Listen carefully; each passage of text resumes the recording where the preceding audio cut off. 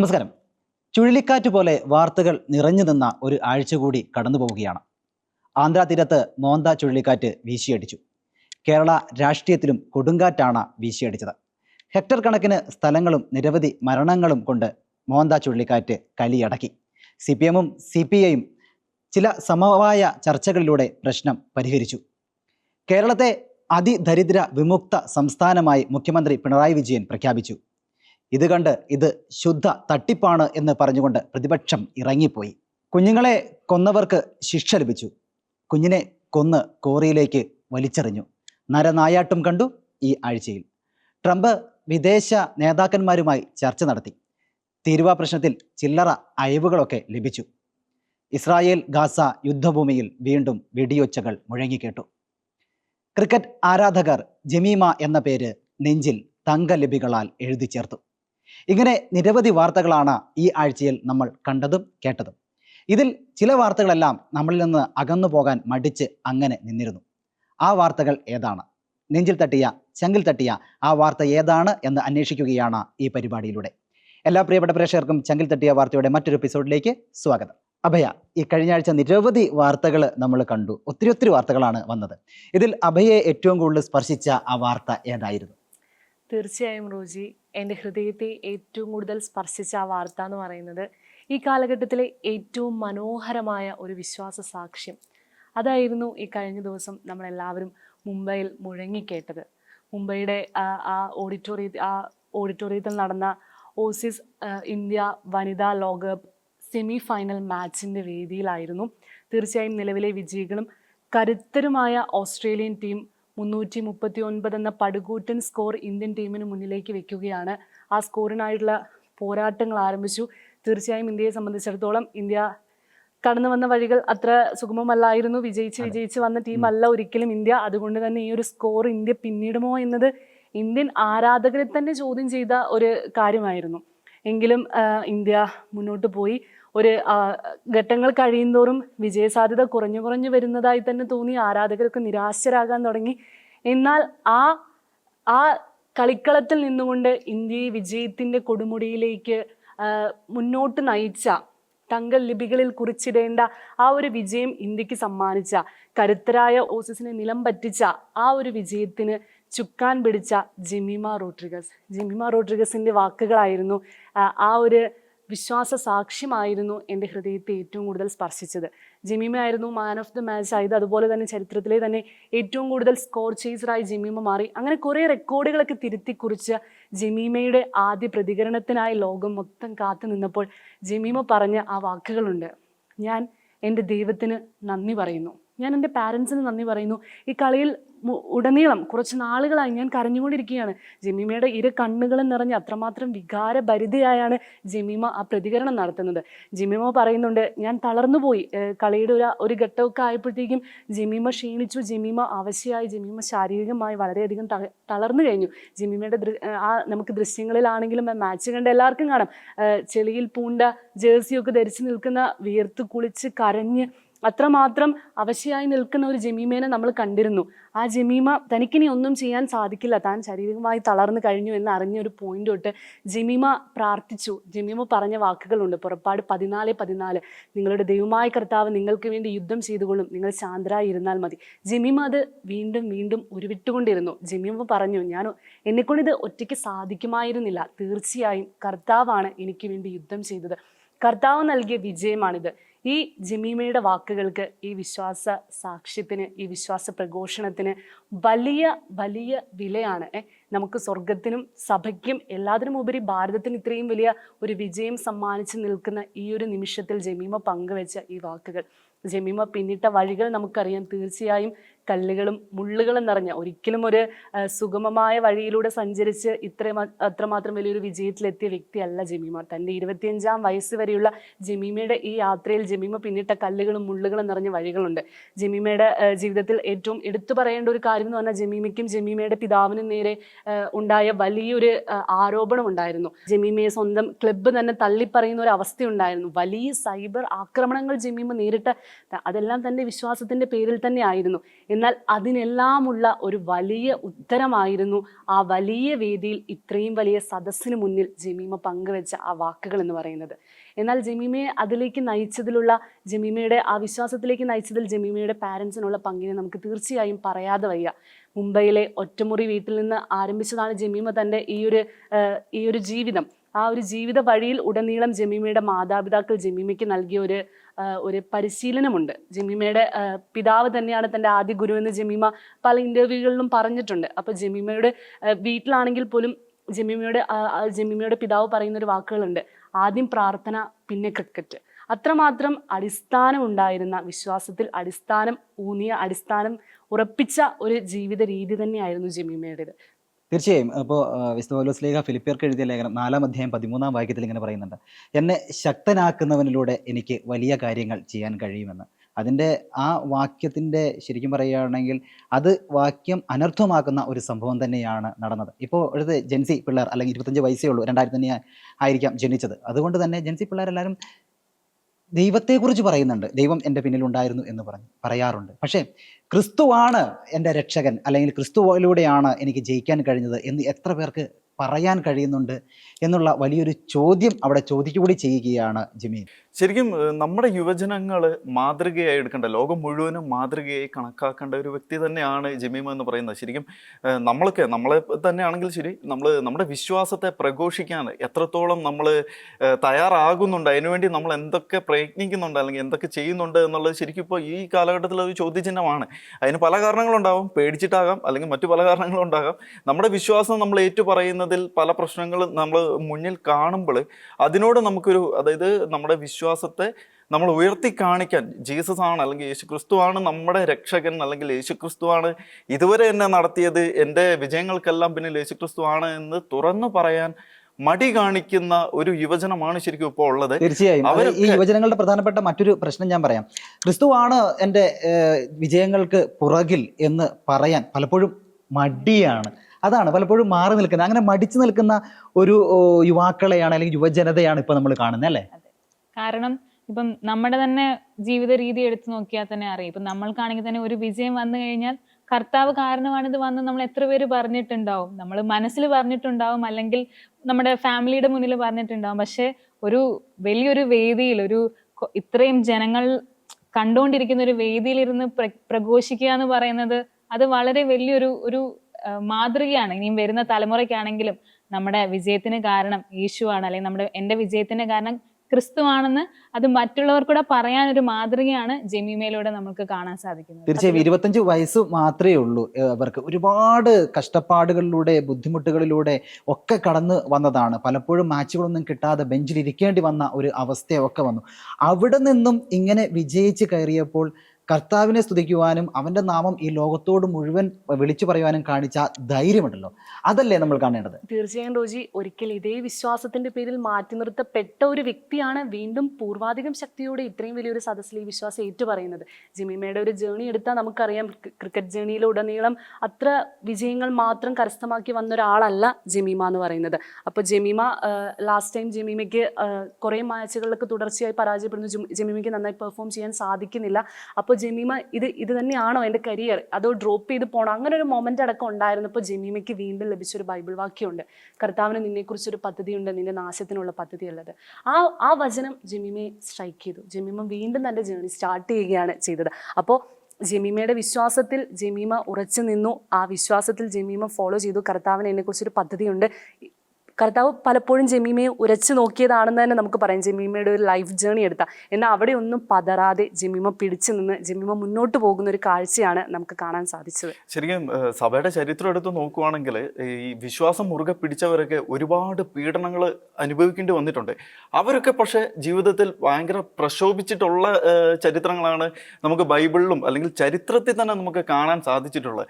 അതുകൊണ്ട് നമുക്ക് തീർച്ചയായിട്ടും നമുക്ക് തറപ്പിച്ച് പറയാൻ പറ്റും, യേശുക്രിസ്തുവിനെയും വിശ്വാസത്തെയും മുറുകെ പിടിച്ചിട്ടുണ്ടെങ്കിൽ അവർ ജീവിതത്തിൽ രക്ഷപ്പെട്ടിട്ടേ ഉള്ളൂ. തീർച്ചയായിട്ടും. അതായത് ക്രിക്കറ്റ് ലോകം ഒന്നാകെ, അല്ലെങ്കിൽ കായിക പ്രേമികൾ ഒന്നാകെ ഉറ്റുനോക്കിയ ഒരു വ്യക്തിയായിരുന്നു ജമീമ. ഒരിക്കലും ആരും പ്രതീക്ഷിച്ചില്ല ഇങ്ങനെ പറയുമെന്നുള്ളത്. ക്രിസ്തുവിനെ ഏറ്റുപറഞ്ഞതിലൂടെ ആ മത്സരം വിജയിക്കുക മാത്രമല്ല ലോകത്തിൻ്റെ നെറുകയിലേക്ക് എത്തുകൂടിയാണ് ചെയ്തത്. ഇത് മാതൃക ആക്കുക തന്നെ വേണം ഇന്നത്തെ യുവ സമൂഹം.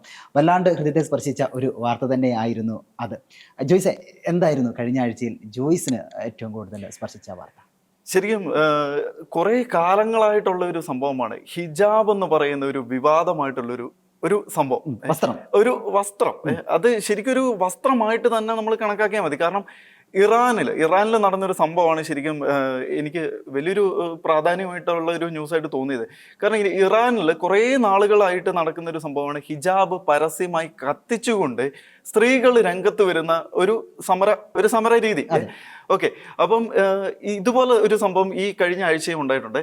സംഭവം എന്താണെന്ന് വെച്ചിട്ടുണ്ടെങ്കിൽ ഇറാനിലെ സ്ത്രീകൾ, ഇറാൻ എന്ന് പറയുമ്പോൾ നമുക്കറിയാം പൂർണ്ണമായിട്ടും ഒരു ഇസ്ലാമിക ഭരണത്തിന് കീഴിലുള്ള ഒരു രാജ്യമാണ് ഇറാൻ എന്ന് പറയുന്നത്.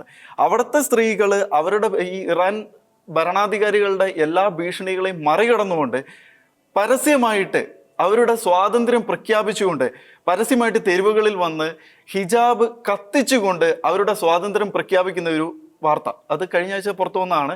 അതിന് ലോകത്ത് എത്രത്തോളം പ്രാധാന്യം ലഭിച്ചു എന്നുള്ളതൊരു ചോദ്യചിഹ്നമാണ്. ശരിക്കും ഹിജാബിന്റെ ചരിത്രം നമ്മൾ നോക്കുകയാണെങ്കിൽ നമുക്കറിയാം, പണ്ട് കാലത്തെ നൂറ്റാണ്ടുകൾക്ക് മുൻപുള്ള ഗോത്രവർഗ്ഗങ്ങളിൽ, ഈ അറേബ്യൻ നാടുകളിലൊക്കെ ജീവിച്ചിരുന്ന ഗോത്രവർഗ്ഗങ്ങളിൽ അവിടുത്തെ കാലാവസ്ഥയും അവരുടെ ജീവിത രീതിയൊക്കെ ആയിട്ട് ബന്ധപ്പെട്ടുണ്ടായിരുന്ന ഒരു വസ്ത്രം മാത്രമാണ് ഈ ഹിജാബ് എന്ന് പറയുന്നത്. അത് അവരുടെ മതവിശ്വാസം മറ്റ് രാജ്യങ്ങളിലേക്ക് സ്പ്രെഡായപ്പോൾ ആ കൂട്ടത്തിൽ അതൊരു ആചാരം പോലെ, നമ്മളിപ്പോൾ പരിണാമം എന്നൊക്കെ പറയുന്നത് പോലെ ആ കൂട്ടത്തിൽ കുടിയേറിപ്പോയ ഒരു സംഭവം മാത്രമാണ് ഈ ഹിജാബ് എന്ന് പറയുന്നത്. അല്ലാതെ അതിനപ്പുറത്തേക്ക് വേറെ ഒന്നുമില്ല. ശരിക്കും നമ്മളിപ്പോൾ ലോകത്തെ മുഴുവൻ നോക്കുവാണെങ്കിൽ ഒരു 18ഓളം രാജ്യങ്ങൾ ഈ ഹിജാബ് നിരോധിച്ചിട്ടുണ്ട്. അതിൽ തന്നെ മെയിൻ ഇസ്ലാമിക രാജ്യങ്ങളുണ്ടെന്നുള്ളതാണ് അതിൻ്റെ ഒരു എടുത്തു പറയേണ്ട ഒരു കാര്യം. ഇസ്ലാമിക രാജ്യങ്ങളുടെ ഏറ്റവും വലിയൊരു കേന്ദ്രമായിട്ട് കണക്കാക്കുന്ന സൗദി അറേബ്യയിൽ പോലും ഭാഗികമായിട്ട് സ്കൂളുകളിലും അതുപോലെ ഗവൺമെൻറ് സ്ഥാപനങ്ങളിലൊക്കെ ഈ ഹിജാബ് നിരോധിച്ചിട്ടുണ്ട്. പൂർണ്ണമായിട്ടുമില്ല എങ്കിലും ഹിജാബ് നിരോധിച്ച ചില സ്ഥലങ്ങളിലുണ്ട്. അതുപോലെ തന്നെ ലോകത്തെ ഏറ്റവും കൂടുതൽ ഇസ്ലാമിക വിശ്വാസികളുള്ള ഇന്തോനേഷ്യയിൽ ഹിജാബ് നിരോധിച്ചിട്ടുണ്ട്. പക്ഷേ ഇതൊക്കെ നമ്മുടെ നാട്ടിൽ പറയുമ്പോൾ ഈ 1.5 മീറ്റർ തുണി കൊണ്ട് എന്ത് പ്രശ്നമുണ്ടായി എന്ന് ചോദിക്കുന്നവരിതൊന്നും കാണത്തില്ല. പക്ഷേ ഇറാനിലേക്ക് നമ്മൾ പോവുകയാണെങ്കിൽ ഇറാനിൽ ഈ ഹിജാബ് ധരിക്കാത്തതിൻ്റെ പേരിൽ വധശിക്ഷ നേരിട്ട പെൺകുട്ടികളുണ്ട്. അതുപോലെ ജയിലറകളിൽ പിടിച്ചിട്ട് ക്രൂരമായി മർദ്ദനം ഏറ്റുമരിച്ച പെൺകുട്ടികളുണ്ട്. ഇറാനിൽ 2022 നടന്നൊരു സംഭവമുണ്ട്. മെഹ്സ എന്ന് പറയുന്ന ഒരു യുവതി, ആ യുവതി ഈ ഹിജാബ് മര്യാദയ്ക്ക് അല്ലെങ്കിൽ ഹിജാബ് ധരിച്ചിട്ടുണ്ടായിരുന്നു എങ്കിൽ പോലും അത് ശരിയായ രീതിയിൽ ധരിച്ചില്ല എന്നും പറഞ്ഞുകൊണ്ട് ആ പെൺകുട്ടിയെ പിടിച്ച് ജയിലിൽ അടയ്ക്കുന്ന ഒരു സംഭവം ഉണ്ടായി. അവിടെ നിന്നാണ് ശരിക്കും ഇറാനിൽ ശക്തമായിട്ടുള്ള ഹിജാബിനെതിരെയുള്ള ഒരു സമരം തുടങ്ങുന്നതെന്ന് വേണമെങ്കിൽ നമുക്ക് പറയാം. അവിടുന്ന് ആ പെൺകുട്ടി ക്രൂരമായ മർദ്ദനങ്ങൾ ഏറ്റുവാങ്ങി ജയിലിൽ വെച്ച് തന്നെ മരണപ്പെടുന്ന ഒരു അവസ്ഥയുണ്ടായി. പക്ഷേ അന്ന് തുടങ്ങിയ ആ സമരമടക്കം ഇപ്പോൾ നടക്കുന്ന ഈ സമരങ്ങളൊക്കെ ഈ ഇസ്ലാമിക ഭരണകൂടം അടിച്ചമർത്തുകയാണ് ചെയ്യുന്നത്. ഈ സമരത്തിന് ഇറങ്ങിത്തിരിക്കുന്നവരെ പിടിച്ച് ജയിലടക്കി ആയിരക്കണക്കിന് ആൾക്കാരെയാണ് ജയിലിലടച്ചത്. അതുപോലെ ആയിരക്കണക്കിന് ആൾക്കാരെ നിഷ്കരണം വധശിക്ഷയ്ക്ക് വിധിക്കുകയും അതുപോലെ കൊന്നു തള്ളുന്ന ഒരു സിറ്റുവേഷനിലേക്ക്, ഒരു മതചിഹ്നത്തിൻ്റെ പേരിൽ കൊന്നു തള്ളുന്ന ഒരു സിറ്റുവേഷനിലേക്ക് ഇറാനിലെ ഭരണകൂടം മാറി. അപ്പോൾ നമ്മൾ ചിന്തിക്കേണ്ടത് എന്താണെന്ന് വെച്ചിട്ടുണ്ടെങ്കിൽ ഇസ്ലാമിക രാജ്യങ്ങളടക്കം നിരോധിച്ചിട്ടുള്ള ഈ ഹിജാബ് എന്ന് പറയുന്ന ആ ഒരു സംഭവം, അതിന് ഈ ഇസ്ലാമിക ഭരണകൂടം തന്നെ കൊടുക്കുന്ന ആ ഒരു പ്രാധാന്യം, അതൊക്കെ ശരിക്കും നമ്മുടെ സമൂഹം തിരിച്ചറിയേണ്ടതാണ്. സ്ത്രീകളുടെ ഒരു സ്വാതന്ത്ര്യം ഈ ഒരു ചാക്കുകെട്ടിനുള്ളിൽ അല്ലെങ്കിൽ ആ ഒരു വസ്ത്രധാരണത്തിൻ്റെ പേരിൽ എത്രത്തോളം അടിച്ചമർത്തുന്നു എന്നുള്ളത് ശരിക്കും നമ്മുടെ ലോകം തിരിച്ചറിയേണ്ടത് തന്നെയാണ്. തീർച്ചയായിട്ടും ഈ ഹിജാബ് എന്ന് പറയുന്നത് അവർ നിർബന്ധിതമാക്കിയ ഒരു മതവസ്ത്രമാണ്. പക്ഷേ ഇതിൽ നിന്ന് പുറത്ത് കടക്കാൻ അതിനുള്ളിലെ യുവതികൾ തന്നെ അല്ലെങ്കിൽ സ്ത്രീകൾ തന്നെ വല്ലാണ്ട് ആഗ്രഹിക്കുന്നു. ഇതാണ് ഏറ്റവും കൂടുതൽ സ്ട്രൈക്ക് ആവണേ. അതുകൊണ്ട് തന്നെ ഞാൻ മരണപ്പെടും അല്ലെങ്കിൽ കൊല്ലപ്പെടും അല്ലെങ്കിൽ പീഡനങ്ങൾ ഏൽക്കേണ്ടി വരും എന്ന് ഉറപ്പുണ്ടായിട്ട് ഇവരെന്നാ ചെയ്യുന്നത്, അതുകൊണ്ട് കത്തിക്കുക, ഒരു സാധനം കത്തിക്കുക എന്ന് പറഞ്ഞു കഴിഞ്ഞാൽ അതിനെ പൂർണ്ണമായും ഇല്ലാതാക്കുക എന്നുള്ളതാണ് അർത്ഥം. അതിനെ ഇനി ഒരിക്കലും അത് ഉണ്ടാവരുത്, അങ്ങനെ ഉറപ്പുവരുത്തിക്കൊണ്ടാണ് കത്തിച്ച് കളയുക എന്ന് നമ്മൾ പറയുന്നത്. ഇപ്പോൾ തനി നാടൻ ഭാഷയിൽ വേണമെങ്കിൽ പറയാം, പഞ്ചസാര ഇട്ട് കത്തിച്ച് കളയും എന്ന് പറയാറുണ്ട്. അതായത് ഒരു തെളിവും അവശേഷിപ്പിക്കാതെ ഇല്ലാതാക്കുക എന്നുള്ളതാണ് ഈ അഗ്നി കൊണ്ട് കണക്കാക്കുന്നത്. ഇതേപോലെ അവർ ചെയ്യുമ്പോൾ ആ യുവതികളുടെ അല്ലെങ്കിൽ അവരുടെ മാനസികാവസ്ഥ എന്തായിരിക്കും? ഇനി നമുക്കിത് വേണ്ട എന്ന് തന്നെയല്ലേ? തീർച്ചയായും അത് തന്നെയാണ് റോജി. ഒരേ സമയം ഈ ഹിജാബ് എന്ന് പറയുന്ന വസ്ത്രം ഇവരുടെ മതവിശ്വാസത്തെ സംബന്ധിച്ചിടത്തോളം അത്രമാത്രം ഇമ്പോർട്ടൻ്റ് ആണ് എന്നതുകൊണ്ടാണല്ലോ ഇവരിത് സ്ത്രീകളുടെ മേൽ അടിച്ചേൽപ്പിക്കുന്നത് അല്ലെങ്കിൽ നിർബന്ധിതമാക്കുന്നത്. എന്നാൽ ഈ ഒരു കാര്യം എല്ലാവർക്കും ഒരേ രീതിയിൽ പാലിക്കപ്പെടുന്നില്ല എന്ന് കാണുന്നത് കൊണ്ട് കൂടിയാണ് ഇത്രയും സ്ത്രീകൾ ഇത് മുന്നോട്ട് വന്നത്. ഇപ്പോൾ അടുത്തിടെയായിട്ട് ഇഷ്യൂ ഉണ്ടാവാൻ കാരണം അവിടുത്തെ ഉന്നത ഉദ്യോഗസ്ഥരായിട്ടുള്ളവരുടെ മക്കൾ ഇത് ഉപയോഗിക്കാത്ത, അവരുടെ വിവാഹ വിരുന്നിലും മറ്റുമായിട്ട് ദൃശ്യങ്ങളൊക്കെ പുറത്തു വരുമ്പോൾ അവരിതൊന്നും ഉപയോഗിക്കാതിരിക്കുകയും അതേസമയം സാധാരണക്കാരായ സ്ത്രീകളിലേക്ക് ഇതിനെ അടിച്ചേൽപ്പിക്കുകയും ചെയ്യുന്ന ഒരു ഇരട്ടത്താപ്പ് കാണുമ്പോഴാണ് തീർച്ചയായും നമ്മൾ പ്രതികരിച്ചു പോകും. ഏത് സ്ത്രീയാണെങ്കിലും പ്രതികരിച്ചു പോകും. സത്യത്തിൽ ഇതിനെ അക്സെപ്റ്റ് ചെയ്യാൻ പറ്റാത്തൊരു വലിയ വിഭാഗമുണ്ട്. അതിൻ്റെ കൂട്ടത്തിൽ തന്നെ ഇത് ഒരേപോലെ എല്ലാവരിലേക്കും തുല്യനീതി ചെല്ലാതെ ഒരു വിഭാഗത്തിന് മാത്രം ഇത് ഫോളോ ചെയ്യേണ്ട. അപ്പൊ എന്തുകൊണ്ട് മതവിശ്വാസം എല്ലാവരും ഒരേപോലെ ഫോളോ ചെയ്യണ്ടേ? അവിടെ ഒരു വലിയ ചോദ്യം ഉയരുന്നുണ്ട്. ഇപ്പോ അഭയ പറഞ്ഞുകൊടുത്തുനിന്ന് തുടങ്ങുകയാണെങ്കിൽ ഇതൊരു മേൽക്കോയ്മയാണ്. അത് എനിക്കാവാം, പക്ഷെ എൻ്റെ താഴെയുള്ള ആൾക്കാർക്ക് ആവാൻ പാടില്ല എന്ന വല്ലാത്തൊരു മേൽക്കോയ്മ അത് ചില മതസ്ഥരുടെ ഇടയിൽ കണ്ടുവരുന്നുണ്ട്. ഞങ്ങൾക്ക് മാത്രമേ പറ്റൂ, നിങ്ങൾക്കത് പറ്റില്ല എന്നൊരു അടിച്ചമർത്തിക്കൊണ്ട് അല്ലെങ്കിൽ അടിമകളെ പോലെ കണ്ടുകൊണ്ട് ഉള്ള ഒരു കാര്യം, അതും ഈ ഹിജാബ് എന്ന് പറയുന്ന ഈ വസ്ത്ര നിർബന്ധമാക്കാൻ ഒരു കാരണമാവുന്നില്ലേ? തീർച്ചയായും അതൊരു കാരണമാകുന്നുണ്ട് റോജി. കാരണം നമ്മുടെ മേൽ അടിച്ചേൽപ്പിക്കുന്നതും അത് നിർബന്ധിതമായി നമ്മളത് ചെയ്യണമെന്ന് നമ്മളോട് പറയുന്നതും നമ്മൾ സ്വന്തമായി ഞാനത് ഇടാൻ തയ്യാറാണ് അല്ലെങ്കിൽ എനിക്കിങ്ങനെ ഒരു കാര്യം ചെയ്യാൻ തയ്യാറാണെന്ന് നമ്മൾ തീരുമാനിക്കുന്ന തമ്മിൽ വലിയൊരു അന്തരമുണ്ട്. അടിച്ചേൽപ്പിക്കുമ്പോൾ അത് എന്തുകൊണ്ടും നമുക്കതൊരു ബന്ധനമായിട്ട് വരും. നമ്മുടെ ഒരു ഫ്രീഡത്തിനെ അത് ചൂഷണം ചെയ്യുന്ന ഒരു രീതിയിലായിട്ട് വരും. അതുകൊണ്ട് സ്വാതന്ത്ര്യമാണ് എല്ലാവർക്കും വേണ്ടത്. ഈ സ്വാതന്ത്ര്യം അടിച്ചമർത്തലാവുമ്പോൾ അതിൽ നിന്ന് പൊട്ടിച്ച് പുറത്തേക്ക് വരാൻ എല്ലാവരും ശ്രമിക്കും എന്നുള്ളത് സത്യമായ ഒരു കാര്യമാണ്. പല സ്ഥലങ്ങളിലും, അതായത് മുസ്ലിം രാഷ്ട്രങ്ങളിൽ തന്നെ ഹിജാബ് കത്തിച്ച് കളയുന്നു. പക്ഷേ ഇങ്ങോട്ട് വന്നു കഴിയുമ്പോൾ ഞങ്ങൾക്കത് വേണേ എന്ന് പറഞ്ഞ് മുറവിളി കൂട്ടുന്നു. എന്തൊരു വിരോധാഭാസമല്ലേ ജോയിസേ? ശരിക്കും ഉണ്ടല്ലോ, ഇത് ഒരു വ്യക്തി സ്വാതന്ത്ര്യത്തിന് മേലുള്ള ഒരു കടന്നുകയറ്റമാണ് ശരിക്കും. കാരണം നമുക്ക് മതത്തിന്റെ പേരിലായാലും ശരി, രാജ്യത്തിന്റെ പേരിലായാലും ശരി, എന്തിന്റെ അടിസ്ഥാനത്തിലായാലും ശരി, മറ്റൊരാളുടെ സ്വാതന്ത്ര്യത്തിൽ കയറിയിട്ട് നീ അത് ചെയ്യണം എന്ന് അടിച്ചേൽപ്പിക്കാൻ നമുക്ക് ആർക്കും അനുവാദമില്ല. എൻ്റെ വിശ്വാസം എനിക്ക്, അത് തന്നെ ബാക്കിയുള്ളവർ ചെയ്യണം അല്ലെങ്കിൽ എൻ്റെ ഒപ്പമുള്ളവർ ചെയ്യണം എന്ന് പറയുന്നതിൽ ശരിക്കും അത് ഒരു അർത്ഥമില്ലാത്തൊരു കാര്യമാണത്. അപ്പോൾ അത് തിരിച്ചറിയാൻ പലരും തയ്യാറാകുന്നില്ല എന്നതാണ് സത്യം. മറ്റ് പല പുരോഗമന രാജ്യങ്ങളും ഉപേക്ഷിച്ച പല സംഭവങ്ങളും നമ്മുടെ നാട്ടിൽ ഇപ്പോഴും പൊക്കിപ്പിടിച്ചുകൊണ്ട് നടക്കുന്നത് എന്തിനാണ് എന്നും എന്തുകൊണ്ടാണ് എന്നും നമ്മൾ ചിന്തിക്കേണ്ട ഒരു കാര്യം തന്നെയാണ്. ശരിക്കും തീർച്ചയായിട്ടും സ്വാതന്ത്ര്യത്തിനെ കുറിച്ച് പറഞ്ഞപ്പോൾ എനിക്ക് പെട്ടെന്നൊരു കോട്ട് മനസ്സിലേക്ക് വന്നു. നമുക്ക് എല്ലാം ചെയ്യാനുള്ള സ്വാതന്ത്ര്യമുണ്ട്, എന്തിനുമുള്ള പൂർണ്ണ സ്വാതന്ത്ര്യമുള്ളവരാണ് നമ്മൾ. പക്ഷേ നമ്മുടെ സ്വാതന്ത്ര്യം മറ്റൊരാളുടെ മൂക്കിന് മുന്നിൽ വെച്ച് നിൽക്കുന്നു. ഈ കാര്യങ്ങൾ പലപ്പോഴും മനസ്സിലാവുന്നില്ല. അടിച്ചമർത്തുകയാണ്, അടിച്ചേൽപ്പിക്കുകയാണ്, നിങ്ങൾ അങ്ങനെ മതി എന്ന് കാണുന്ന ഒരു പറ്റം ആളുകൾ ഈ നാടിനെ നശിപ്പിക്കും എന്ന കാര്യത്തിൽ യാതൊരു തർക്കവുമില്ല. തീർച്ചയായും ഇത് നമ്മളെല്ലാവരും ചിന്തിക്കേണ്ട കാര്യമാണ്. ഒരു ദേശത്തെ ആളുകൾ മുഴുവൻ ഹിജാബ് പോലെയുള്ള വസ്ത്രങ്ങൾ ഞങ്ങൾക്ക് വേണ്ട എന്ന് പറഞ്ഞ് കത്തിച്ച് കളയുകയാണ്. സ്വാതന്ത്ര്യം കൊടുക്കുന്നേ എന്തിനാ ഇവരിങ്ങനെ കെട്ടിയിട്ടേക്കുന്നത്? സ്വാതന്ത്ര്യം കൊടുക്കുക എന്ന് പറഞ്ഞാൽ എന്തും ചെയ്യാനുള്ള സ്വാതന്ത്ര്യമല്ല. അവർ ആഗ്രഹിക്കുന്ന സ്വാതന്ത്ര്യം കൊടുക്കാൻ തയ്യാറായാൽ ജീവിതം കുറേയൊക്കെ സന്തോഷപൂർണ്ണമാകും എന്ന കാര്യത്തിൽ യാതൊരു സംശയവുമില്ല. ജൂഡിത്തിലേക്ക് വരികയാണെങ്കിൽ കഴിഞ്ഞ ആഴ്ചയിലെ വാർത്തകളൊക്കെ നമ്മളിങ്ങനെ പറഞ്ഞുകൊണ്ടിരിക്കുകയാണ്. എന്താണ് ജൂഡിത്തിന് ഏറ്റവും കൂടുതൽ സ്പർശിച്ച ആ വാർത്ത? എന്നെ ഈ ആഴ്ച ഹൃദയത്തിൽ ഏറ്റവും കൂടുതൽ സ്പർശിച്ച വാർത്ത ഏതാന്ന് വെച്ചാൽ, നമ്മുടെയൊക്കെ പുതിയ തലമുറയുടെ ഇടയിൽ ഇപ്പൊ പുതിയൊരു ആഘോഷം കടന്നു വന്നിരിക്കുകയാണ്, ഹാലോവീൻ എന്ന് പറഞ്ഞിട്ട്. അത് കൂടുതലായും പാശ്ചാത്യ രാജ്യങ്ങളിലും വിദേശ രാജ്യങ്ങളിലും ആയിരുന്നു കണ്ടു വന്നുകൊണ്ടിരുന്നത്. പക്ഷെ എന്നാൽ ഇപ്പം നമ്മുടെ ഒരു തലമുറ, നമ്മുടെ ജെൻസി കാലഘട്ടത്തിൽ വളരെ കൂടുതലായി ഹാലോവീൻ സെലിബ്രേഷൻസ്, നമ്മൾ പലതരം ഡ്രസ്സുകൾ ധരിച്ച് പൈശാചികമായും അല്ലെങ്കിൽ പേടിപ്പെടുത്തുന്ന ഡ്രസ്സുകൾ ധരിച്ചുകൊണ്ട് നമ്മൾ ആഘോഷിക്കാൻ പോകുന്നു, പാർട്ടികൾക്ക് പോകുന്നു. പക്ഷേ അതൊരു ക്രൈസ്തവ ആചാരത്തിലൂടെ കണക്റ്റഡ് ആണ് എന്നൊരു പരക്കം പറച്ചിലുകളുണ്ട്. കാരണം നവംബർ 1-ാം തീയതിയാണ് സകല വിശുദ്ധരുടെയും ദിവസം. അപ്പം ഹാലോവീൻ എന്ന വാക്കിനെ നമ്മൾ സ്പ്ലിറ്റ് ചെയ്യുവാണെങ്കിൽ ഹാലോസ് ഈവ് അല്ലെങ്കിൽ ഹാലോസ് ഈവ് എന്നൊരു വാക്കിൽ നിന്നാണ് ഹാലോവീൻ എന്നുള്ളൊരു വാക്ക് വരുന്നത്. അപ്പം ഹാലോസ് ഈവ് എന്ന് പറഞ്ഞാൽ സകല വിശുദ്ധരുടെയും അല്ലെങ്കിൽ ഓൾ സെയിൻസ് അല്ലെങ്കിൽ സകല വിശുദ്ധരുടെയും ഈവ്, അതായത് നവംബർ 1 സകല വിശുദ്ധരുടെയും തിരുനാളാണ്. അതിന് തലേ ദിവസം ഒക്ടോബർ 31-ാം തീയതിയാണ് ഹാലോവീൻ എന്ന് പറഞ്ഞ ദിവസം സെലിബ്രേറ്റ് ചെയ്യുന്നത്. അത് അമേരിക്കയിൽ പണ്ട് അവരുടെ കർഷക വിളവുകളൊക്കെ അതിൻ്റെ ഒരു സെലിബ്രേഷൻ, സമ്മറിൽ നിന്ന് വിന്ററിലോട്ട് പോകുന്ന ആ ഒരു സെലിബ്രേഷൻ ആയിരുന്നു ആ കാലഘട്ടത്തിൽ നടന്നത്. എന്നാൽ ഇപ്പോൾ അത് വളരെയധികം വാണിജ്യവൽക്കരിക്കപ്പെടുകയും അതൊരു പൈശാചികമായ ഒരു രീതിയിൽ നമ്മുടെ തലമുറയെ അത് വളരെയധികം ഇൻഫ്ലുവൻസ് ചെയ്യുന്ന ഒരു ആഘോഷമായി മാറിക്കൊണ്ടിരിക്കും. തീർച്ചയായിട്ടും ഇവിടെ പറയുകയാണെങ്കിൽ ഇപ്പോഴത്തെ ഒരു തലമുറ എന്ന് പറഞ്ഞാൽ എന്തും കയറി അങ്ങ് ആഘോഷിക്കാൻ ഇതിന്റെ കാരണമൊന്നും വേണ്ട, എന്താണെങ്കിലും അങ്ങ് ആഘോഷിച്ചു പോവാണ്. നമ്മൾ ദൂരേക്കൊന്നും പോകണ്ട, കൊച്ചിയിലും വർക്കലയിലും ബാംഗ്ലൂരും ഒക്കെ ഈ ഹലോവീൻ ആഘോഷിക്കുന്നുണ്ട്. ഈ ആഘോഷം ആഘോഷിച്ചോട്ടെ, കുഴപ്പമില്ല. പക്ഷേ ആഘോഷം തെറ്റാകുന്ന എവിടെയാണ്?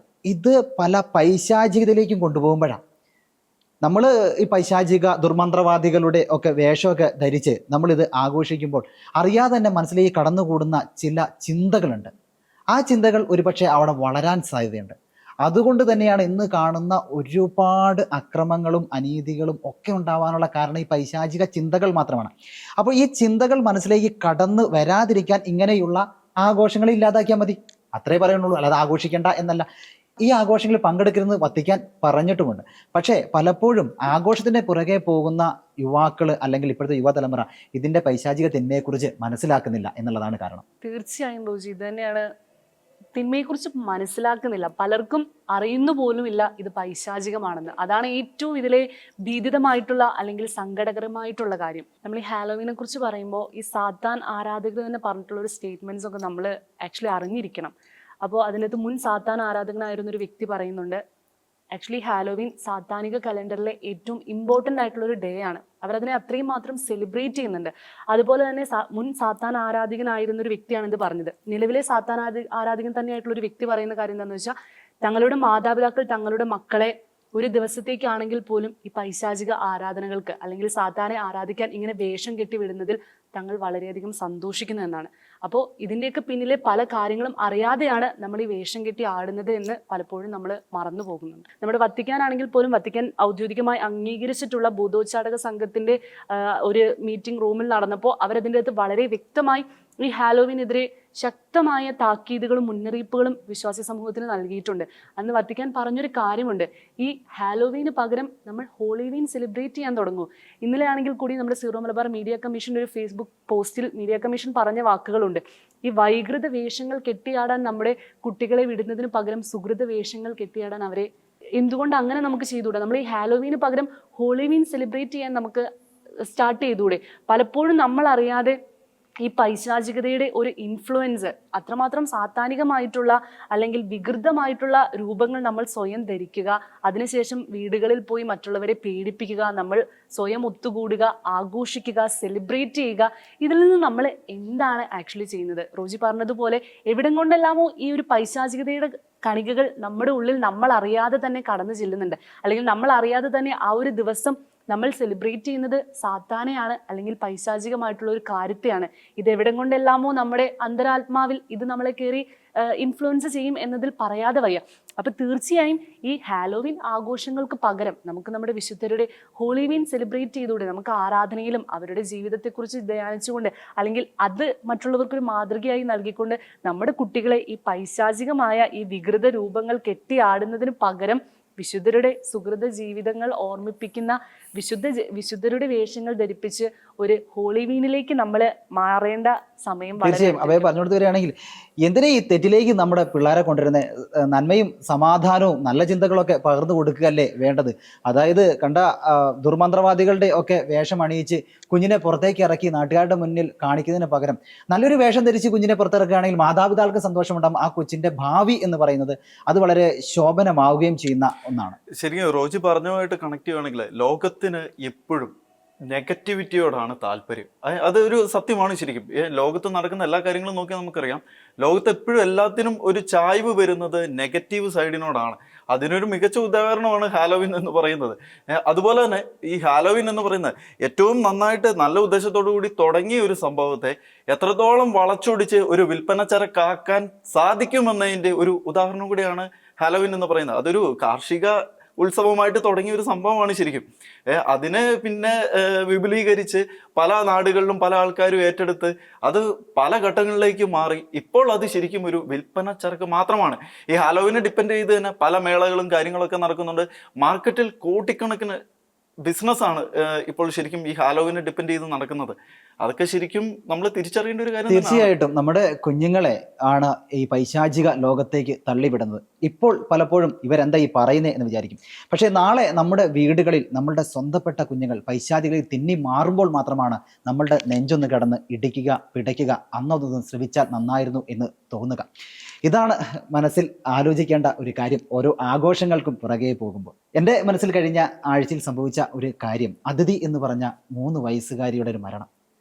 12 വർഷങ്ങൾക്ക് ശേഷമാണ് അതിഥിക്ക് നീതി ലഭിച്ചത്. അപ്പോൾ കൊച്ച് മരിച്ചു.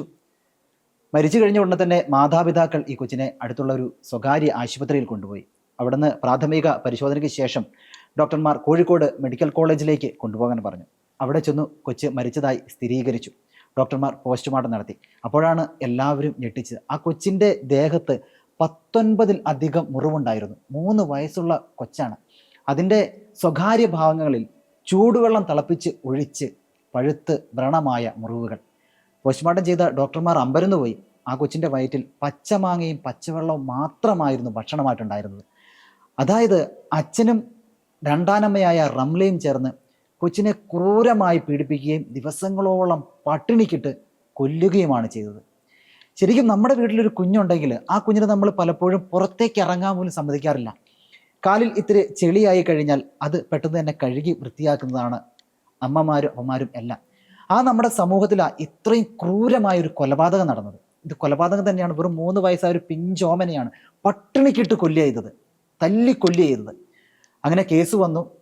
കീഴ്ക്കോടതി ആവശ്യമായ തെളിവുകളുടെ അഭാവത്തിൽ 3 വർഷവും 2 വർഷവും തടവ് ശിക്ഷ വിധിച്ചു.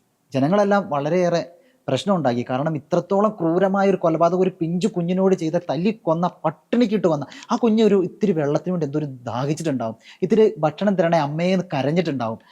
പക്ഷെ അതുപോലും കേട്ടില്ല അവർ. അത് ജനങ്ങളെ ഒന്നടങ്കം വളരെയേറെ വേദനിപ്പിച്ചു. വീണ്ടും അപ്പീലിന് പോയി അവർക്ക് ജീവപര്യന്തം തടവിന് ശിക്ഷിച്ചു എന്നൊരു വാർത്ത ഈ ആഴ്ചയിൽ കേട്ടു. അത് എല്ലാവർക്കും കേരളക്കരയിൽ ആകെ സന്തോഷമുണ്ടായിരുന്നതാണ്. പല ആൾക്കാരും പ്രതികരിച്ചത് അവരെ ഈ പുറത്തേക്ക് വിടരുത് എന്നുള്ള കാര്യമാണ്. കൊച്ചു കുഞ്ഞുങ്ങളോടാണ് ഈ ക്രൂരത കാണിക്കുന്നത്. സ്വന്തം അച്ഛനും രണ്ടാൻ അമ്മയും. രണ്ടാനമ്മ 10 അമ്മ ചമഞ്ഞാലും പോറ്റമ്മ ആകില്ല എന്നൊരു ചൊല്ലൊക്കെ നിലവിലുണ്ടെങ്കിലും ഇങ്ങനെയൊക്കെ ചെയ്യാൻ കഴിയുമോ എന്നുള്ളത് ഒരു ചോദ്യചിഹ്നമായി മാറുകയാണ്. തൃശ്ശൂരിൽ കഴിഞ്ഞ ദിവസം നടന്ന മറ്റൊരു സംഭവം നവജാത ശിശുവിനെ കോറിയിലേക്ക് എറിഞ്ഞ് കളഞ്ഞു എന്നുള്ളതാണ്. പലപ്പോഴും നമ്മുടെ സമൂഹത്തിൽ കുഞ്ഞുങ്ങളെ കൊല്ലുന്നതൊക്കെ ഏറി വരികയാണ്. എന്തായിരിക്കും ജോയ്സെ അതിൻ്റെ ഒരു കാരണമായിട്ട് ജോയ്സ് മനസ്സിലാക്കുന്നത്? ശരിക്കും ഈ കുഞ്ഞുങ്ങളോടുള്ള ഒരു ക്രൂരത കൂടാൻ കാരണം എനിക്ക് തോന്നുന്നത് കുടുംബജീവിതങ്ങൾ തമ്മിലുള്ള ഒരു ഭദ്രത നഷ്ടപ്പെടുന്നതാണ്. ശരിക്കും പണ്ട് കാലത്ത് വെച്ച് നോക്കുവാണെങ്കിൽ, നമ്മുടെ കാരണന്മാരൊക്കെ കാലത്ത് വെച്ച് നോക്കുവാണെങ്കിൽ ഇന്നത്തെ ഈ കാലത്ത് ഒരുപാട് ഇതുപോലുള്ള വാർത്തകൾ ഒരുപാട് പെരുകുന്നതായിട്ട് നമുക്ക് കാണാൻ സാധിക്കും. അന്നൊക്കെ ശരിക്കും അവരുടെ കുടുംബജീവിതത്തിൽ ഭാര്യയും ഭർത്താവും തമ്മിലുള്ള ആ ഒരു ബന്ധത്തിന് നല്ലൊരു ആഴമുള്ള ഒരു സാഹചര്യം ഉണ്ടായിരുന്നു, ദൃഢതയുണ്ടായിരുന്നു. അതുപോലെ അവരുടെ കുടുംബത്തിൽ ഒരു ഒത്തൊരുമയുണ്ടായിരുന്നു. ഇപ്പോൾ എന്ന് വെച്ചിട്ടുണ്ടെങ്കിൽ ലോകസുഖങ്ങളുടെ പുറകെ പോകുന്ന ഒരു കുടുംബജീവിതമാണ് ശരിക്കും നമുക്ക് കാണാൻ സാധിക്കുന്നത്. അവിടെ ശരിക്കും കുടുംബ ജീവിതം അല്ലെങ്കിൽ കുടുംബ ഭദ്രത നഷ്ടപ്പെടുന്ന ഒരു സാഹചര്യമുണ്ട്. ശരിക്കും ഈ മാതാപിതാക്കൾ തമ്മിലുള്ള പ്രശ്നം അത് എന്തുമായിക്കോട്ടെ, എത്ര വലുതും ചെറുതും ആയിക്കോട്ടെ, ആ പ്രശ്നം നമ്മൾ കണ്ടാലും ശരി കണ്ടില്ലെങ്കിലും ശരി അത് കുട്ടികളെ ബാധിക്കുന്നത് നമ്മൾ ചിന്തിക്കുന്നതിനപ്പുറത്താണ്. ശരിക്കും രണ്ടായിട്ട്, അതായത് സെപ്പറേറ്റഡ് ജീവിക്കുന്ന മാതാപിതാക്കളാണെങ്കിലും ശരി, ആ കുട്ടികൾ അനുഭവിക്കുന്ന വേദന അല്ലെങ്കിൽ ആ കുട്ടികൾ വളർന്നു വരുന്ന ഒരു സാഹചര്യം എന്ന് പറയുന്നത് നമ്മൾ ചിന്തിക്കുന്നതിനപ്പുറത്താണ്. ശരിക്കും അവർ വളർന്നു വരുമ്പോൾ ഉണ്ടാകുന്ന ആ ഒരു ഒറ്റപ്പെടൽ, അല്ലെങ്കിൽ മറ്റു കുട്ടികൾ കൂടെ ജീവിക്കുന്ന, അല്ലെങ്കിൽ സ്കൂളുകളിലൊക്കെ ആയിക്കോട്ടെ മറ്റു കുട്ടികളുടെ മാതാപിതാക്കളും ആ കുട്ടികളും തമ്മിലുള്ള ഒരു സ്നേഹമൊക്കെ കാണുമ്പോൾ തങ്ങൾക്കത് ലഭിക്കുന്നില്ലല്ലോ എന്നുള്ള ആ ഒരു ഡിപ്രഷന്റെ ഏറ്റവും വലിയൊരു സ്റ്റേജിലേക്ക് കുഞ്ഞു പോകാനുള്ള സാധ്യതകളൊക്കെ ഉണ്ട്. ശരിക്കും പറയുകയാണെങ്കിൽ ഒറ്റപ്പെടൽ എന്ന് പറയുന്ന ഒരു സംഭവത്തിലേക്കൊക്കെ ഇങ്ങനെയുള്ള കുഞ്ഞുങ്ങൾ പോകും. പലപ്പോഴും ഇങ്ങനെയുള്ള കൊലപാതകങ്ങളൊക്കെ എനിക്കാരുമില്ല, ഇനി ഞാൻ എന്ത് ചെയ്യും എന്നൊക്കെയുള്ള ചിന്തകൾ കൊണ്ടുണ്ടാവുന്നതെന്ന് തോന്നുന്നു. അതെ, തീർച്ചയായും. കാരണം ഇപ്പം മാതാപിതാക്കൾ വിചാരിക്കും അത് അവരുടെ തമ്മിലുള്ള പ്രശ്നമാണ്, അത് കുട്ടികളെ അഫക്റ്റ് ചെയ്യില്ല, അല്ലെങ്കിൽ ഞങ്ങൾ അത് അവരെ അഫക്റ്റ് ചെയ്യാൻ സമ്മതിക്കുന്നില്ല എന്നുള്ളൊരു ചിന്ത ചിലപ്പോൾ മാതാപിതാക്കൾക്ക് ഉണ്ടാവും. പക്ഷെ അത് കാണുന്ന കുട്ടികൾ വലുതാകുമ്പോൾ അത് അവരുടെ ജീവിതത്തെ വളരെയധികം ബാധിക്കുന്ന ഒരു പ്രശ്നമായി മാറും. അത് ഡിപ്രഷൻ ആകാം, ചിലപ്പം സൂയിസൈഡൽ ടെൻഡൻസി ആവാം. ഇങ്ങനെ പല മാനസിക പ്രശ്നങ്ങൾ ഈ കുട്ടികൾക്കും ഉണ്ടാകും. അപ്പോൾ നമ്മുടെ ഈ ഒരു കാലഘട്ടത്തിൽ ഇപ്പം ജോയ്സ് പറഞ്ഞ പോലെ ആ കുടുംബ ബന്ധങ്ങളുടെ സ്ഥിരത ഇല്ലായ്മയാണ് ഈ വക ഇതുപോലത്തെ കൊലപാതകങ്ങൾക്ക് കാരണമാകുന്നത്. ഞാൻ എൻ്റെ ഒരു പേഴ്സണൽ ഒപ്പീനിയൻ പറയുകയാണെങ്കിൽ, ഇപ്പോൾ ഈ ഇങ്ങനെ വളരെയധികം ഒരു മാനുഷിക പരിഗണന ഈ പിഞ്ചു കുട്ടികൾക്ക് കൊടുക്കാതെ അവരിങ്ങനെ ക്രൂരമായി കൊല്ലുന്നതിലും പകരം എത്രയധികം അമ്മത്തൊട്ടിലുകളുണ്ട്. നിങ്ങൾക്ക് പറ്റുന്നില്ലെങ്കിൽ ആ കുട്ടികളെ അവിടെ കൊണ്ടുപോയി കൊടുക്കും. നിങ്ങൾ എന്തിനാണ് ഇങ്ങനെ അവരെ ചൂഷണം ചെയ്ത് കൊല്ലുന്നത്? ചൂഷണം ചെയ്യാന്ന് മാത്രമല്ല, ഭീകരമായി ആക്രമിച്ച് പട്ടിണിക്കിട്ടൊക്കെ കൊല്ലുക എന്ന് പറഞ്ഞാൽ ചിന്തിക്കാൻ പോലും പറ്റാത്തൊരു കാര്യമാണല്ലേ? തീർച്ചയായും റോജി. പണ്ടൊക്കെ നമ്മൾ പറയുന്ന ഒരു കാര്യം രക്തബന്ധം, എന്റെ ചോരയാ എന്നൊക്കെ പറഞ്ഞാലും blood is thicker than water. ആ ഞാൻ ആലോചിക്കുന്നത് രണ്ടാനമ്മ അങ്ങനെ ചെയ്തു എന്നാ ആ സ്വന്തം അച്ഛൻ സ്വന്തം ചോരയിൽ പിറന്ന കുഞ്ഞല്ലേ അത്. അപ്പൊ ഈ രക്തബന്ധങ്ങൾ അല്ലെങ്കിൽ എന്റെ ചോരയാണ്, ഇത്തരത്തിലുള്ള എല്ലാവിധ പരസ്പര ബന്ധങ്ങളും, മാതാപിതാക്കൾ തമ്മിലുള്ള ബന്ധങ്ങളാകട്ടെ, മാതാപിതാക്കൾക്ക് മക്കളോടുള്ള ബന്ധങ്ങളാകട്ടെ, എല്ലാവിധ ബന്ധങ്ങൾക്കും ഇന്നത്തെ കാലഘട്ടത്തിൽ എന്താണ് സംഭവിച്ചു പോകുന്നതെന്ന് അറിയാതെ തന്നെ ചിന്തിച്ചു പോവുകയാണ്. എല്ലാ ബന്ധങ്ങളുടെ ഉള്ളിലുള്ള പവിത്രത അല്ലെങ്കിൽ പരസ്പര സ്നേഹം, വിശ്വാസ്യത, ഇതൊന്നും തന്നെ ഇന്നത്തെ സൊസൈറ്റിയിൽ നമുക്ക് ഇല്ലാതായിക്കൊണ്ടിരിക്കുകയാണെന്ന് തന്നെ പറയാം. ഒരച്ഛന് അല്ലെങ്കിൽ ഒരമ്മയ്ക്ക് സ്വന്തം കുഞ്ഞിനോട് ഇത്രമാത്രം ക്രൂരത ചെയ്യാൻ കഴിയുന്നു എന്ന് പറയുമ്പോൾ അവിടെ നമ്മൾ എന്താണ് അതിൽ നിന്ന് മനസ്സിലാക്കേണ്ടത്? നമ്മുടെ ഒരു ജനറേഷൻ എങ്ങോട്ടാണ് യാത്ര ചെയ്തുകൊണ്ടിരിക്കുന്നത്? ആരെവിടെയാണ് സേഫ്? ആ കുട്ടിയുടെ അച്ഛൻ്റെയും അമ്മയുടെയും, ഒരു കുഞ്ഞ് അച്ഛൻ്റെയും അമ്മയുടെയും അടുത്തല്ല സേഫെങ്കിൽ ആ കുട്ടി പിന്നെ എവിടെയാണ് സുരക്ഷിത? ഒരു ഭർത്താവിനെ ഭാര്യയ്ക്ക് വിശ്വസിക്കാൻ പറ്റുന്നില്ല, അല്ലെങ്കിൽ ഭാര്യ ഭർത്താവിൻ്റെ അടുത്ത് സേഫ് അല്ല. അങ്ങനെ പരസ്പരം ബന്ധങ്ങളൊന്നും പരസ്പരം സേഫ് അല്ലാതെ, പരസ്പരം ഒരു ദൃഢതയില്ലാതെ അല്ലെങ്കിൽ ഐക്യമില്ലാതെ മുന്നോട്ട് പോകുന്ന ഇന്നത്തെ ഒരു കാലഘട്ടത്തിൽ എങ്ങോട്ടാണ് നമ്മുടെ ഒരു യാത്ര എന്ന് അറിയാതെ. തീർച്ചയായും ബന്ധങ്ങൾക്കൊന്നും യാതൊരു വിലയില്ലാതെ ആയിക്കൊണ്ടിരിക്കുന്ന ഒരു സമയമാണ്. ഇപ്പോൾ അഭയ പറഞ്ഞതുപോലെ തന്നെ ഭാര്യയ്ക്ക് ഭർത്താവിന് വിശ്വാസമില്ല, ഭർത്താവിന് ഭാര്യയ്ക്ക് വിശ്വാസമില്ല, അപ്പന് മക്കളെ വിശ്വാസമില്ല. അങ്ങനെ വല്ലാത്തൊരു പ്രതിസന്ധിയിലൂടെ തന്നെയാണ് സമൂഹം പോയിക്കൊണ്ടിരിക്കുന്നത്. ശരിക്കും നമ്മൾ ചിന്തിക്കുമ്പോൾ വിഷമം തോന്നുന്ന ഒരു കാര്യം എന്താണെന്ന് വെച്ചാൽ, ഒരു കുഞ്ഞിനെ ലഭിക്കാൻ വേണ്ടിയിട്ട് പ്രാർത്ഥനകളും നേർച്ചകളും ഒക്കെയായി നടക്കുന്ന, ചികിത്സകളൊക്കെയായി നടക്കുന്ന എത്രയോ പേരൻസ് അല്ലെങ്കിൽ എത്രയോ കപ്പിൾസ് ഉണ്ട്. അവർക്കൊന്നും ലഭിക്കാത്ത ഒരു സൗഭാഗ്യമാണ് ഈ ഒരു കുഞ്ഞിലൂടെ തങ്ങൾക്ക് ലഭിച്ചതെന്ന് നമ്മൾ പല മാതാപിതാക്കളും മനസ്സിലാക്കുന്നില്ല. പലപ്പോഴും ഉണ്ടല്ലോ ഈ കുഞ്ഞുങ്ങളെ ഒഴിവാക്കുന്നത് സ്വന്തം സുഖത്തിന് വേണ്ടി ഒക്കെ ഒഴിവാക്കുന്ന കുറേ ആളുകളൊക്കെ ഉണ്ട്. ഇപ്പോൾ അതിഥിയുടെ കാര്യം പറഞ്ഞാൽ തന്നെ അവർക്ക് എങ്ങനെയും ഈ കൊച്ചിനെ ഒഴിവാക്കണം, കൊച്ചിനെ ഇല്ലാതാക്കണം എന്ന ഒരു കാര്യമായിരുന്നു. അത് നേരത്തെ ജോഡിത്ത് പറഞ്ഞതുപോലെ ആർക്കെങ്കിലും കൊടുത്തായിരുന്നെങ്കിൽ ഇല്ലേ, അവർ പൊന്നുപോലെ നോക്കിയായിരുന്നു. ഇങ്ങനെയുള്ള കുഞ്ഞുങ്ങൾക്കൊക്കെ ഉണ്ടാവുന്ന ഒന്നാണ് ഈ ഒറ്റപ്പെടൽ എന്ന് പറയുന്ന ഒരു അവസ്ഥയിലേക്ക് വരും. ഇവർ പലപ്പോഴും സ്കൂളിലൊക്കെ പോയിട്ട് മാറിയിരിക്കുന്ന ഒരു അവസ്ഥയുണ്ടാകും. അവർ ഏകാന്തത വല്ലാതെ അവരെ അലട്ടും. അങ്ങനെ സൂയിസൈഡിലേക്ക് അല്ലെങ്കിൽ മയക്കുമരുന്നിലേക്ക് ഒക്കെ വഴിതെറ്റി പോകാനുള്ള ഒരു അവസ്ഥ ഉണ്ട്. ഇന്ന് ലോകത്തെ ഏറ്റവും കൂടുതൽ പ്രശ്നം എന്ന് പറയുന്നത് ഈ ഒറ്റപ്പെടല. പല ആൾക്കാർക്കും ചുറ്റിനും ഒരുപാട് ആളുകളുണ്ടെങ്കിലും അവരെല്ലാവരും വിചാരിക്കും ഞാൻ ഒറ്റപ്പെട്ടു പോയി, എന്തിനാ ഇങ്ങനെ ജീവിക്കുന്നത് എന്നൊക്കെയുള്ള ചോദ്യങ്ങൾ അവൻ്റെ മനസ്സിലേക്ക് ഉണ്ടാകുമ്പോൾ ആത്മഹത്യയിലേക്കും അതുപോലെ മയക്കുമരുന്നിൻ്റെ ഉപയോഗത്തിലേക്കും കൊലപാതകങ്ങളിലേക്കൊക്കെ തെന്നിപ്പോകുന്ന വലിയൊരു ജനസമൂഹത്തെയാണ് ഇപ്പോൾ നമ്മൾ കണ്ടുകൊണ്ടിരിക്കുന്നത്. ഞാനൊരു കഥ പറയാം. അയാൾ നഗരമധ്യത്തിലെ ചപ്പുചവറുകൾ കൂട്ടിയിടുന്ന ഒരു ബാസ്ക്കറ്റിന് സമീപമുള്ള തണലിൽ ഇരിക്കുകയായിരുന്നു. ആലോചിച്ചുകൊണ്ടേയിരുന്നു, എനിക്ക് ആരുമില്ല, ഞാൻ ഒറ്റയാണ്, എന്നെ സ്നേഹിക്കാൻ ആരുമില്ല, എന്തിനാണ് ജീവിക്കുന്നത്, ആത്മഹത്യ ചെയ്തേക്കാം. അയാളുടെ ചിന്തകൾക്ക് അങ്ങനെ ചൂട് പിടിച്ചുകൊണ്ടേയിരുന്നു. ആത്മഹത്യ ചെയ്യണം എന്ന ചിന്ത മാത്രമായിരുന്നു അയാളെ ഭരിച്ചത്. അപ്പോൾ ആ വഴി ഒരാൾ കടന്നു വന്നു. അയാൾ ചപ്പുചവറുകൾ ഇടുന്ന ആ ബാസ്ക്കറ്റിനടുത്തേക്ക് വന്ന് വളരെ സൂക്ഷിച്ച് അതിനുള്ളിലെ കാർഡ്ബോർഡുകൾ പെറുക്കാൻ തുടങ്ങി. കാർഡ്ബോർഡിൽ പറ്റിപ്പിടിച്ചിരിക്കുന്ന അഴുക്കെല്ലാം തുടച്ചു നീക്കി ആ കാർഡ്ബോർഡുകൾ പിറക്കി അയാൾ നടന്നു നീങ്ങി. കുറച്ചു കഴിഞ്ഞപ്പോൾ ആ വഴി മറ്റൊരാൾ വന്നു. ആ ചപ്പുചവറുകൾ ഇടുന്ന ബാസ്ക്കറ്റിൽ നിന്നും വളരെ സൂക്ഷിച്ച് അതിലുള്ള പ്ലാസ്റ്റിക്കുകൾ പറക്കിയെടുക്കാൻ തുടങ്ങി. അവ കഴുകി ഒരു ഭാണ്ഡത്തിലിട്ട് അയാളും നടന്നു നീങ്ങി. പിന്നീട് ആ വഴി വന്നത് ഒരു നായയായിരുന്നു. ആ നായ വന്ന് ഈ കൂനയിൽ നിന്നും അവന് ആവശ്യമുള്ള ഭക്ഷണങ്ങൾ എല്ലാം തന്നെ ഭക്ഷിച്ച് സന്തോഷത്തോടെ എല്ലാവരും ചുറ്റുമെന്ന് നോക്കി നടന്നു നീങ്ങി. പിന്നീട് ആ വഴി വന്നത് ഒരു പശുവായിരുന്നു.